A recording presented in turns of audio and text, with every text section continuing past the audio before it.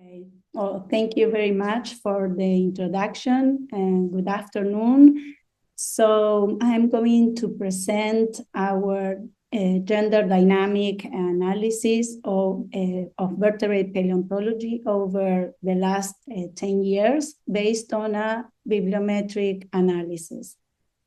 This study has been done together with colleagues from Sweden, France, China, the US, and Australia. This talk is based on our recently published paper, A Decade of Vertebrate Paleontology Research, Global Taxa Distribution, Gender Dynamics, and Evolving Methodologies by Wang et al. 2025. In our study, we analyzed more than 12,000 publications in vertebrate paleontology using the deep bone database. More than 18,000 authors contributed to those papers, and over those 10 years, more than 8,000 new taxa have been established.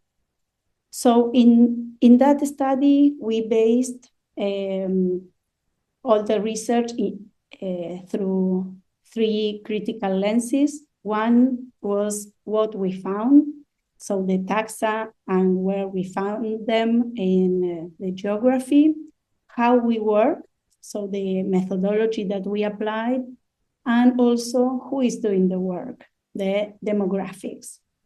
So in this presentation, I'm going to focus on the later, on demographic, especially on gender dynamics.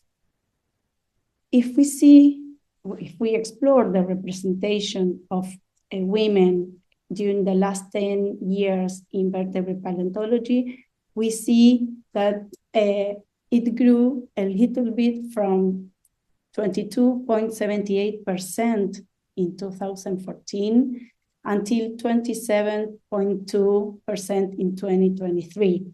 So if we see the percentage of women during the last 10 years, you can see that this line is very, very flat. This indicates that the growth rate is very low. So the average growth rate that we found is only 0.44% per year. So at this pace, the gender parity will take many, many decades to be reached. Unfortunately, our results are not so different from previous studies in paleontology. In this table, you can see other studies, for example, some based on certain journals like Ameghiniana from Argentina or Paleobiology from the US, or certain regions, for example, Latin America, based on marine mammals, or even our own work at global levels. So if you see the percentage of female participation, they are really, really low. They don't exceed 1/3 of the authors.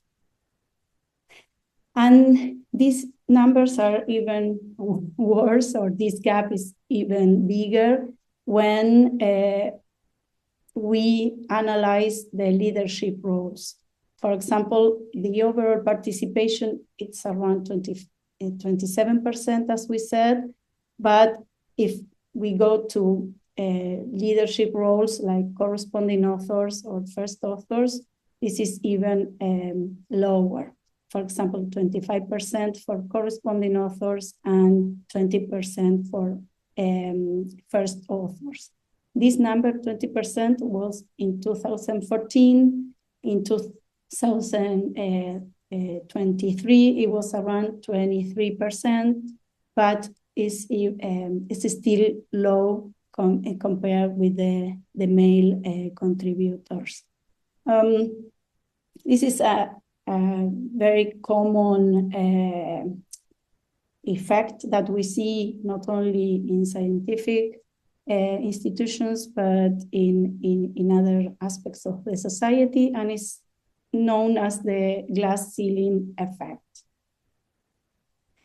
We also analyzed the participation of women in different subdisciplines of vertebrate paleontology.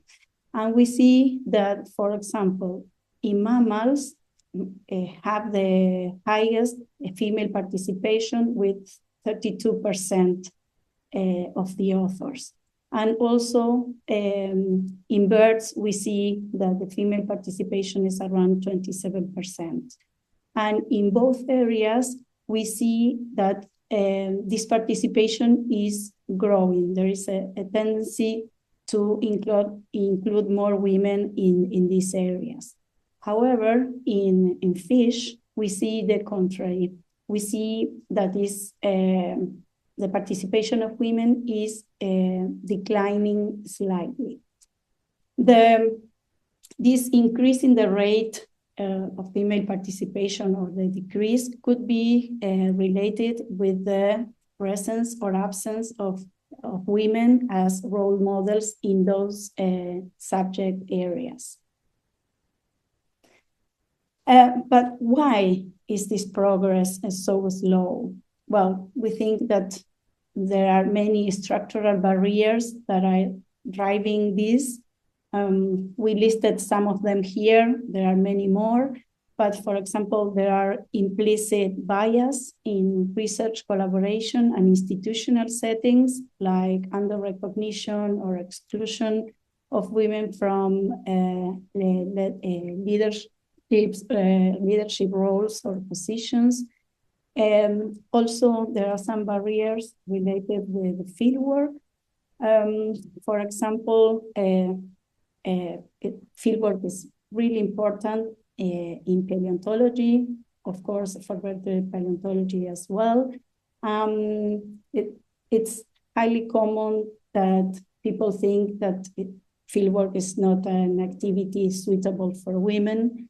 Also, we can cite here like gender or sexual harassment. Also, another barrier could be dual pressures due to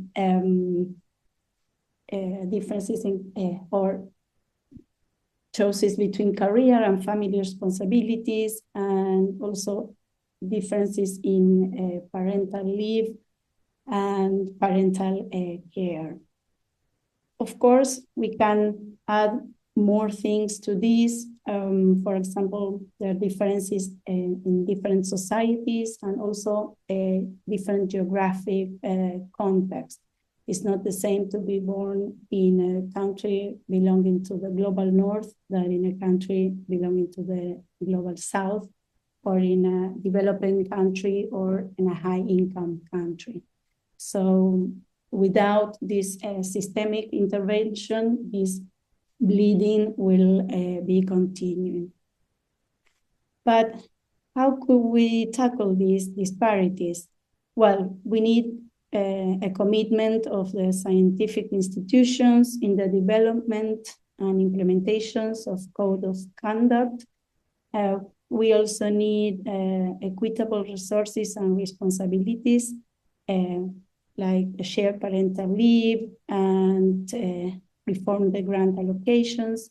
And we also need to recognize and celebrate female pioneer researchers to provide visible role models for the future. So we need actually a cultural change, not just individual resilience.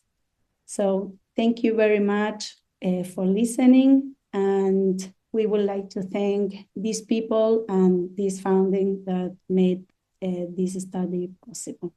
Thank you.